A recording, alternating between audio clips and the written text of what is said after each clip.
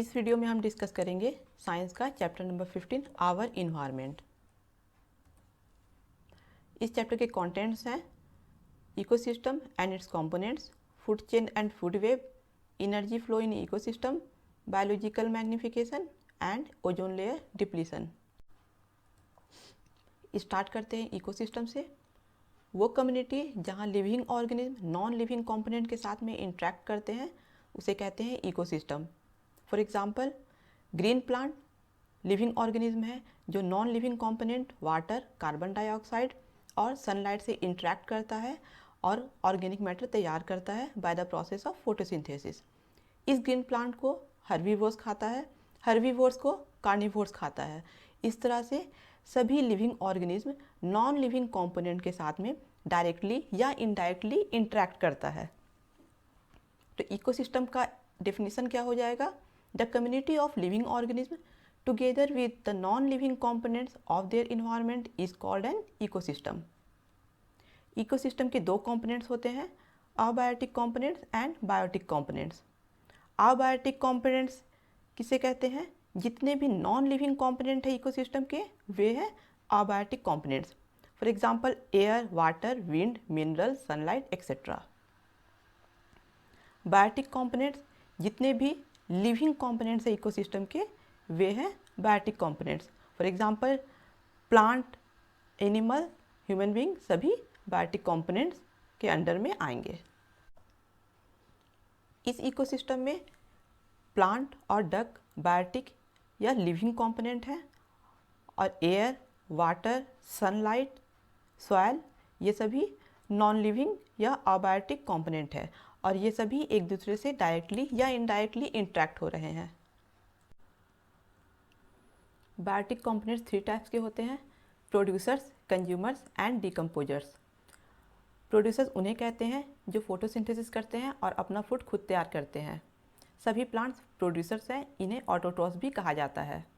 Second है consumers, ये अपना फूड खुद तैयार नहीं कर सकते हैं इसलिए दूसरे ऑर्गेनिज्म पर फूड के लिए डिपेंड होते हैं, इन्हें हेटेरोट्रॉफ्स भी कहा जाता है। कंज्यूमर्स 3 टाइप्स के होते हैं, primary consumers, secondary consumers and tertiary consumers. Primary consumers herbivores होते हैं और वे प्रोड्यूसर को फीड करते हैं। For example grass hoppers, rabbits, जूप्लैंक्टन। Second है सेकेंडरी कंज्यूमर, ये कार्निवोर्स होते हैं और ये प्राइमरी कंज्यूमर्स को फीड करते हैं। For example frogs, small fish etcetera. Third है टर्सरी कंज्यूमर्स, ये कार्निवोर्स भी हो सकते हैं और ऑमनीवोर्स भी। जो कार्निवोर्स टर्सरी कंज्यूमर्स होंगे वे प्राइमरी कंज्यूमर्स या सेकेंडरी कंज्यूमर्स को फीड करेंगे। जो ऑमनीवोर टर्सरी कंज्यूमर्स होंगे वे प्रोड्यूसर्स, प्राइमरी कंज्यूमर्स और सेकेंडरी कंज्यूमर्स सभी को फीड करेंगे। कार्निवोर्स टर्सरी कंज्यूमर्स में आ जाएगा स्नैक्स, लार्ज फिश, फॉक्सेस और ऑमनीवोर्स टर्सरी कंज्यूमर्स में आएगा ह्यूमन। बायोटिक कंपोनेंट का थर्ड टाइप है डिकम्पोजर्स। डिकम्पोजर्स उन्हें कहते हैं जो डेड ऑर्गेनिज्म को ब्रेक डाउन करते हैं, इन्हें सैप्रोफाइट्स भी कहा जाता है। For example bacteria and fungi.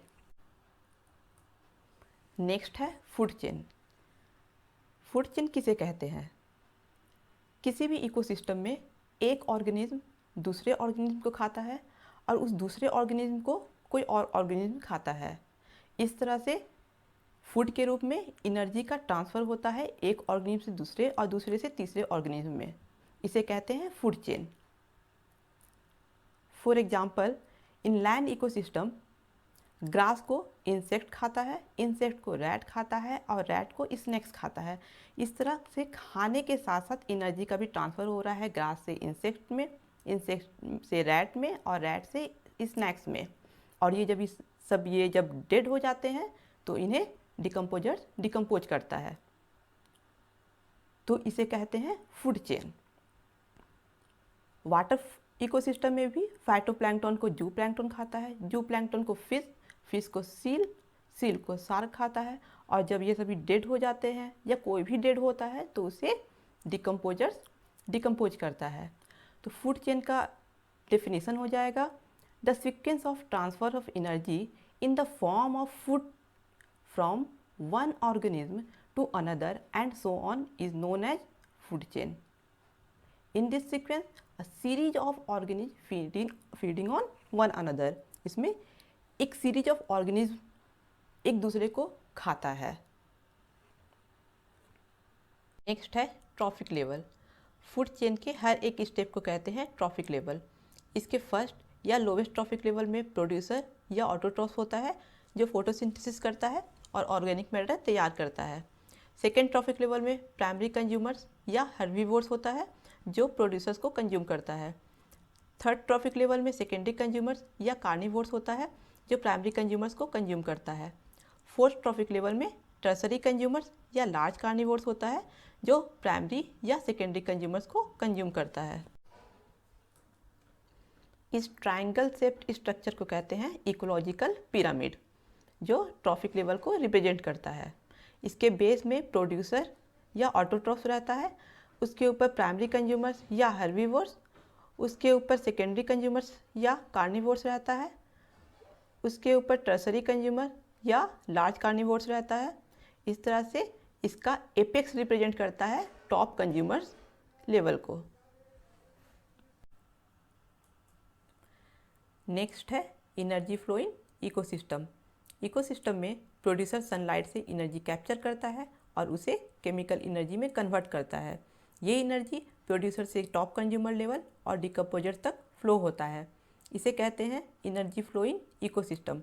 लेकिन एनर्जी का ये फ्लो इकोसिस्टम में 100% नहीं होता है। 90% एनर्जी या हीट के रूप में या वेरियस मेटाबॉलिक प्रोसेस में लॉस हो जाता है।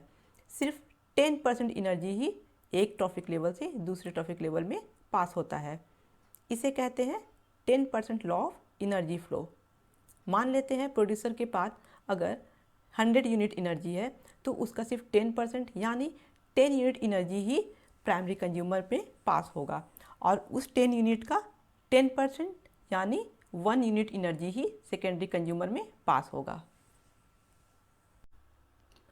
Energy flow is unidirectional. इकोसिस्टम में एनर्जी का फ्लो एक ही डायरेक्शन में होता है, क्योंकि जो एनर्जी ऑटोट्रॉफ सनलाइट से कैप्चर करता है फोटोसिंथेसिस के टाइम में, वो रिटर्न सन में नहीं जाता है, और जो एनर्जी ऑटोट्रॉफ से हेटेरोट्रॉफ में पास होता है वो भी रिटर्न बैक नहीं होता है। तो इस तरह से एनर्जी का फ्लो हमेशा ही यूनिडायरेक्शनल ही होता है। वो सनलाइट से प्रोड्यूसर से हर्बीवोर्स में जाता है, हर्बीवोर्स से कार्निवोर्स और कार्निवोर्स से टॉप कंज्यूमर्स में जाता है। वो रिटर्न बैक नहीं होता है कभी भी। तो इस तरह से इकोसिस्टम में एनर्जी का फ्लो यूनिडायरेक्शनल होता है। नेक्स्ट है फूड वेब। इकोसिस्टम में हर एक ऑर्गेनिज्म एक से अधिक ऑर्गेनिज्म के द्वारा खाया जाता है।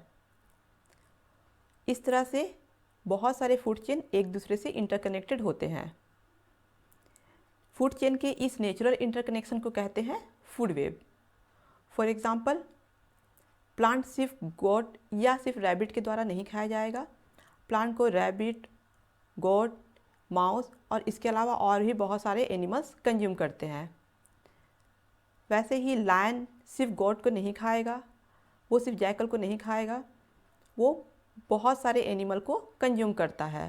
तो इस तरह से बहुत सारे फूड चेन एक दूसरे से इंटरकनेक्टेड होते हैं इकोसिस्टम में। इसे कहते हैं फूड वेब। नेक्स्ट है बायोलॉजिकल मैग्निफिकेशन किसे कहते हैं। हार्मफुल टॉक्सिक केमिकल्स का फूड चेन में इंटर होना और उसका हर ट्रॉफिक लेवल के लिविंग ऑर्गेनिज्म में कंसंट्रेशन बढ़ना बायोलॉजिकल मैग्निफिकेशन कहलाता है। Cause of biological magnification.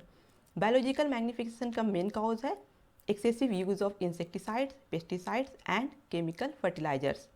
ये टॉक्सिक केमिकल्स या तो सॉइल या वाटर बॉडी में रिलीज हो जाता है। जब प्लांट वाटर या मिनरल्स एब्जॉर्ब करता है तो उसके साथ साथ ये टॉक्सिक केमिकल्स भी प्लांट के बॉडी में इंटर हो जाता है। जब कोई एनिमल इन प्लांट को कंज्यूम करता है तो प्लांट के साथ साथ ये टॉक्सिक केमिकल्स भी एनिमल के बॉडी में चला आता है, क्योंकि कोई भी ऑर्गेनिज्म इन टॉक्सिक केमिकल्स को ना डाइजेस्ट कर पाता है ना ही एक्सक्रीट कर पाता है। इसलिए ये टॉक्सिक केमिकल फूड चेन के हर एक ट्रॉफिक लेवल में इंटर होता है। जो ऑर्गेनिज्म ट्रॉफिक लेवल में जितना हाई पोजीशन ऑक्यूपाई करेगा उसके बॉडी में ये टॉक्सिक केमिकल उतनी ज़्यादा अमाउंट में पाया जाएगा, क्योंकि जितने हाई पोजीशन पे जो ऑर्गेनिज्म रहेगा वो ज़्यादा फूड कंज्यूम करेगा, ज़्यादा एनर्जी पाने के लिए, क्योंकि ह्यूमन भी फूड चेन में हाई ट्रॉफिक लेवल ऑक्यूपाई करता है, इसलिए उसके बॉडी में ये टॉक्सिक केमिकल मैक्सिमम अमाउंट में पाया जाता है। नेक्स्ट है ओजोन डिप्लीशन। ओजोन गैस एक टॉक्सिक पॉल्यूटेंट है जो लिविंग ऑर्गेनिज्म के लिए हार्मफुल होता है। अगर एटमॉस्फेयर के लोअर लेवल में इसका कंसंट्रेशन बढ़ जाए तो इससे ह्यूमन में ब्रीदिंग प्रॉब्लम होता है या लंग्स भी डैमेज हो सकता है। लेकिन यही ओजोन गैस एटमॉस्फेयर के हायर लेवल में बेनिफिशियल होता है। ये ओजोन लेयर एटमॉस्फेयर के स्ट्रेटोस्फेयर में एक शील्ड के रूप में काम करता है जो अर्थ के लिविंग ऑर्गेनिज्म को सन के हार्मफुल यूवी रेडिएशन से प्रोटेक्ट करता है। ये यूवी रेडिएशन लिविंग ऑर्गेनिज्म के लिए बहुत ही हार्मफुल होता है। इससे ह्यूमन में स्किन कैंसर, कैटरैक्ट या स्किन रिंकलिंग भी होता है। इसके अलावा ये यूवी रेडिएशन ऑक्सीजन मॉलिक्यूल को ऑक्सीजन एटम में स्प्लिट कर देता है और ये ऑक्सीजन एटम ऑक्सीजन मॉलिक्यूल से कंबाइन करके ओजोन गैस बनाता है। ये ओजोन गैस एटमॉस्फेयर के लोअर लेवल में लिविंग ऑर्गेनिज्म के लिए बहुत ही टॉक्सिक होता है। इस पिक्चर में हम देख रहे हैं कि ये ओजोन लेयर सन के हार्मफुल यूवी रेडिएशन से अर्थ को प्रोटेक्ट कर रहा है। अगर ये ओजोन लेयर ना रहे या डिप्लीट हो जाए और सन के इस हार्मफुल यूवी रेडिएशन को अर्थ तक आने से नहीं रोक पाए तो अर्थ पर कोई भी लाइफ को इमेजिन नहीं किया जा सकता है। इस तरह से ये ओजोन लेयर लिविंग ऑर्गेनिज्म के लिए बहुत ही बेनिफिशियल होता है। 1980s में अंटार्कटिका के ऊपर के एटमॉस्फेयर के ओजोन लेयर में डिप्लीशन पाया गया था। इस डिप्लीशन को कहते हैं ओजोन होल। ओजोन डिप्लीशन का मेन काउज है use of certain chemicals like chlorofluorocarbons. इन केमिकल का use air conditioning, refrigeration, aerosol sprays और सॉल्वेंट के रूप में किया जाता है। अगर हम इन केमिकल्स का यूज़ बंद कर दें तो ओजोन डिप्लीशन में कमी आ सकती है। तो इसके लिए 1987 में 197 कंट्रीज़ के द्वारा मॉन्ट्रियल प्रोटोकॉल साइन किया गया और ये सभी कंट्रीज़ इस बात पर एग्री हुए कि वे उन सभी सब्सटेंस का यूज़ नहीं करेंगे जिससे ओजोन लेयर डिप्लीट हो रहा है और साथ ही क्लोरोफ्लोरो फ्री रेफ्रिजरेटर्स बनाएंगे। ये protocol United Nation environment programme के द्वारा बनाया गया था। इस चैप्टर का लास्ट टॉपिक है biodegradable and non biodegradable substances. First है बायोडिग्रेडेबल सब्सटेंसेस। वे सब्सटेंसेस जो बायोलॉजिकल प्रोसेस जैसे माइक्रो ऑर्गेनिज्म से ब्रेक डाउन हो जाते हैं उन्हें कहते हैं biodegradable substances. For example kitchen waste, animal waste, paper product, cotton product etcetera. Biodegradable substances environment friendly होते हैं। सेकेंड है नॉन बायोडिग्रेडेबल सब्सटेंसेस। वे सब्सटेंसेस जो बायोलॉजिकल प्रोसेस जैसे मैक्रो ऑर्गेनिज्म से ब्रेक डाउन नहीं हो पाते हैं उन्हें कहते हैं non biodegradable substances. For example plastic, metals, tin etcetera. Non biodegradable substances environment friendly नहीं होते हैं और ये बहुत लंबे टाइम तक वैसे ही इन्वायरमेंट में रह जाते हैं और इन्वायरमेंट में पॉल्यूशन क्रिएट करते हैं जिनका लिविंग ऑर्गेनिज्म पर बहुत ही हार्मफुल इफ़ेक्ट पड़ता है। इस तरह से ये चैप्टर कंप्लीट हो गया है। उम्मीद है आप लोगों को ये चैप्टर अच्छे से समझ में आ गया होगा।